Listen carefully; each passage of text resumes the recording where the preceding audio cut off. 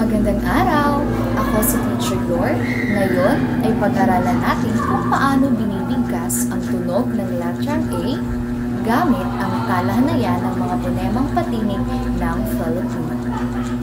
Ang A ay isa sa 5 pangunahing patinig sa alpabetong Filipino. Kung titingnan natin sa talahanayan, makikita na ang A sa posisyon ng dila ay nasa mababa at sa bahagi ng dila naman ay nasa sentral.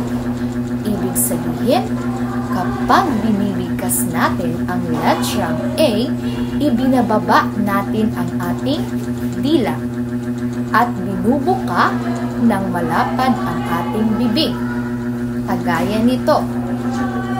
Ang tunog ay nanggaling ng malaya mula sa ating lalamunan palabas ng bibig at walang anumang sagabal mula sa labi, ngipin o dila. Naroon, makakabuo tayo ng tunog na A, A, A. Ngayon, magbibigay ako ng ilang halimbawa ng mga salitang nagsisimula sa letrang A na may tunog na A. A, araw. A, aso. A, apoy.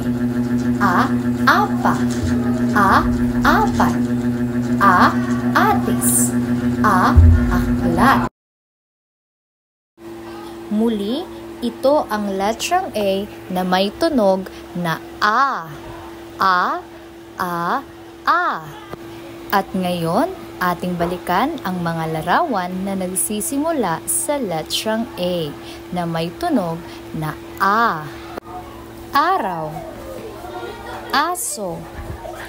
Apoy. Apa. Apat. Atis. At aklat. Muli, kapag binibigkas ang tunog na A, tandaan natin ang 3 bagay. Una, ang ating panga ay bukas.